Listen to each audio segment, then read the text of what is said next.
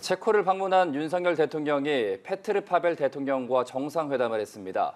양국 정상은 원전을 비롯해 경제와 국제 현안 등 전방위적 분야에서 협력을 강화해 나가기로 했는데요. 네, 현지에 나가 있는 취재 기자 연결해 자세한 내용 알아보겠습니다. 장효인 기자. 네, 윤석열 대통령과 페트르 파벨 대통령이 정상회담을 끝내고 공동 기자회견을 열었습니다.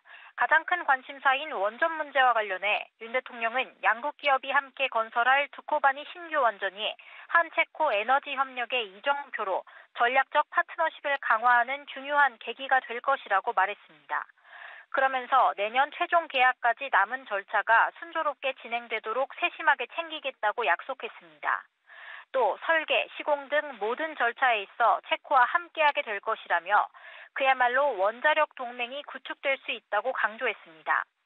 파벨 대통령은 두코바니 원전 사업의 성공 여부에 따라 추가로 테멜린 지역의 원전 2기 수주도 고려하고 있다며 양국이 다른 유럽 국가 시장에 진출하는 것도 도모할 수 있다고 덧붙였습니다.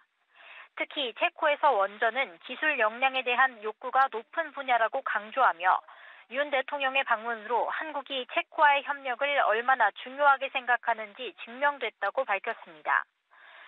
최근 미국 웨스팅하우스 등이 체코 반독점 사무소에 의의를 제기한 데 대해선 좋지 않은 시나리오가 물론 있을 수도 있겠지만 가능성이 높지 않다고 했습니다.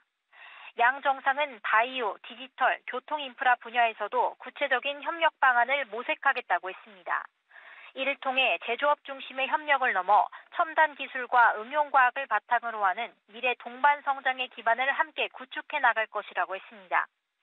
두 정상은 글로벌 현안에 대한 의견도 교환했습니다. 윤 대통령은 북한이 무모하고 비상식적인 도발을 통해 얻을 수 있는 건 없으며 러북 불법 군사협력이 국제평화에 중대한 위협임을 재확인했다고 밝혔습니다. 이에 안보리 대북제재 이행을 위해 긴밀히 공조하기로 했다고 강조했습니다. 양 정상은 우크라이나에 대한 실효적인 지원 방안도 강구해 나가기로 했습니다. 분야별 재건 사업에 참여를 원하는 양국 기업들이 사업 정보 등을 공유할 수 있도록 양국 정부가 지원하기로 한 겁니다. 공동 기자회견을 끝낸 윤 대통령은 양국 대표단과 정재계 주요 인사 등이 참석한 파벨 대통령 주최 공식 만찬을 끝으로 오늘 일정을 마칩니다. 지금까지 체코 프라하에서 전해드렸습니다.